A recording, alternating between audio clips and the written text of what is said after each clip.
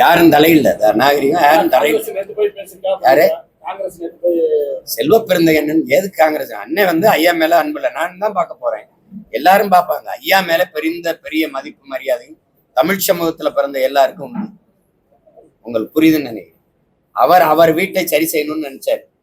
தமிழ் சமூகத்தில் பெரும் எண்ணிக்கையில் இருக்கிற வன்னியர் சமூகம், பாட்டாளி சமூகம், படையாட்சி சமூகம், அது கல்வியறிவு பெற்று மேம்பட்டு அந்த அன்றாடங்காட்சிகளாக உழைக்கும் மக்களா இருக்கிற மக்கள் வாழ்க்கையில உயரணும்னு அரும்பாடாற்றி வன்னியர் சங்கம்னு ஒண்ணு. ₹1 சேகுவாராக்கு அப்புறம் அவன் மோட்டர் பைக்கில் போனா, இவர் மிதிவண்டியில போய் சைக்கிள்ல போய் ஊரா போய் ₹1 ஏழை மக்களுக்கு ஊசி போட்டு வைத்தியம் பார்த்தவர் எங்க ஐயா மருத்துவருங்கிறத நான் அறிவேன். ஏன்னா அவர் மகன் மாதிரி 10 வருஷம் அவர் கூட இருந்து வளர்ந்த பையன்.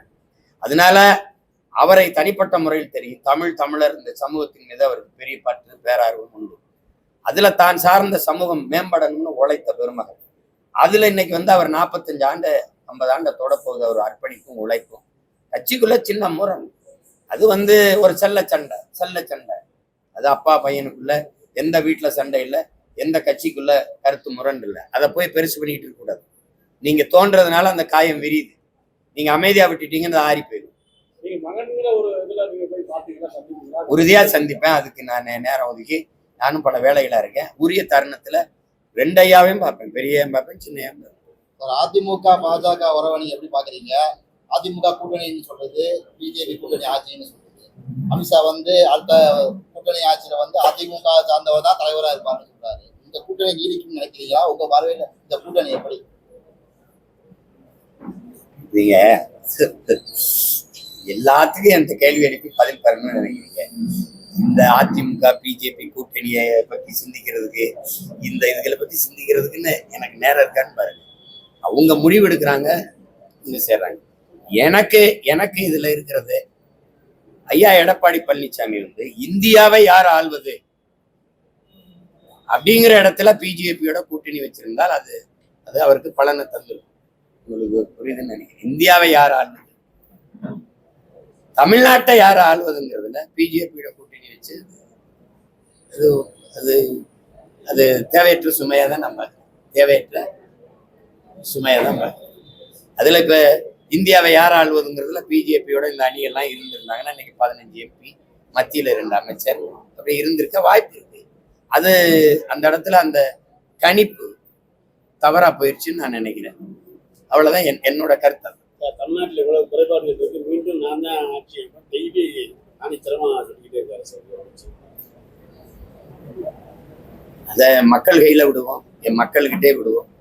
அவங்க ஆட்சி வரணும்னு நினைக்கிறாங்க, எங்க ஆட்சியை கொண்டாடுறாங்கன்னு நினைக்கிறாங்க. கொண்டாடுறாங்களா, மக்கள் அணுகினும் திண்டாடுறாங்களாங்கிறது மக்கள் முடிவுக்கு விடுவோம்.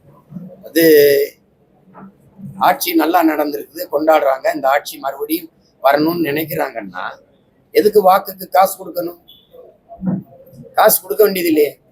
காசு கொடுக்காமல் நாங்க தேர்தலை சந்திப்போம், ₹1 கொடுக்க வேண்டியதில்லை. அவ்வளவு சேவையை மக்களுக்கு செஞ்சிருக்கோம்னு சொல்லி சந்திக்கிட்டோம். அதே மாதிரி சட்டமன்ற பிரச்சனை பத்தி மக்கள் கவலைப்படுற மாதிரி வெளியே ஒண்ணுமே தெரியல சார். அந்த நாடு பயங்கர டிவியை திறந்தா பல்வேறு சம்பவங்கள் கவலைப்பட்டு மக்கள் கவலைப்படுறாங்க. கவலைப்பட்டு உங்களை மாதிரி ஊடகங்கள் இந்த சிக்கல்களை எடுத்து துணிவோடு பேசுறது இல்லை. அதிகாரத்தில் இருக்கிறவங்களுக்கு அனுசரணையாவே எல்லாரும் போயிடுவீங்க. அதுல வந்து நீங்க இந்த கேள்வி என்கிட்ட கேட்குறீங்களோ இல்லையா, அதிகாரத்தில் இருக்கிறவர்களையோ ஆட்சியாளர்களையோ பொது விவாதங்கள்லையோ நீங்க வைக்கிறது. இப்போ அதனால அவங்களுக்கு வந்து இது எடுபட மாட்டேங்குது. நீங்க அண்ணா பல்கலைக்கழகத்துல பாதிக்கப்பட்ட தங்கச்சி ஒரு குற்றத்தை துணிஞ்சு சொல்றாங்க, எனக்கு இப்படி ஒரு அநீதி நடந்துருச்சுன்னு. அந்த பெண்ணை ஒரு வீரப்பெண்ணா பாராட்டி அவளுக்கு பாதுகாப்பு கொடுத்து, அவள் யார சொன்னாலும் அவங்க நடவடிக்கை எடுக்கிறது பதிலா அவள் என்ன வாக்குமூலம் கொடுத்தாலும் அதை காவல்துறை வெளியிடுது. அப்ப வெளியிடும் போது எந்த பெண்ணாவது பாதிக்கப்பட்ட பெண் இனி ஒரு தடவை துணிஞ்சு சொல்ல வருவாளாங்கிறது கேள்வியாயிருக்கு.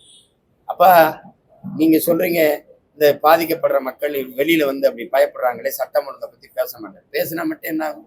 பேசினா அவங்க மேல கடும் சட்டம் பாயும். அவங்களை கைது பண்ண, சிறைப்படுத்த, வழக்குகளை போட, நீதிமன்றத்தில் நிறுத்த, எதுக்கு பிரச்சனை, நமக்கு இதுக்கு வம்பு என்று மக்கள் ஒதுங்கி போறதுதான் இந்த நாட்டுக்கே பெரிய பிரச்சனையா மாறி நிக்குது. அது மக்கள் பேசலைன்னா என்ன, எதற்கு அஞ்சாத அவர்கள் பிள்ளைகள் நாங்க பேசுறோம் பாருங்க. இப்ப நான் எதுக்காக பயப்படுறேன்னா அதனால அந்த மக்களின் மனக்குமுறல் மனக்குரலா தான் நான் பேசுறேன். செய்திகளை உடனுக்குடன் தெரிந்து கொள்ள கீழ்கண்ட கேபிள் மற்றும் டிடிஹெச் நெட்வொர்க்குகளில் எம்நாடு செய்தி தொலைக்காட்சியை காணுங்கள். பாதகம் செய்பவரை கண்டால் நாம் பயம் கொள்ளலாகாது பாப்பா.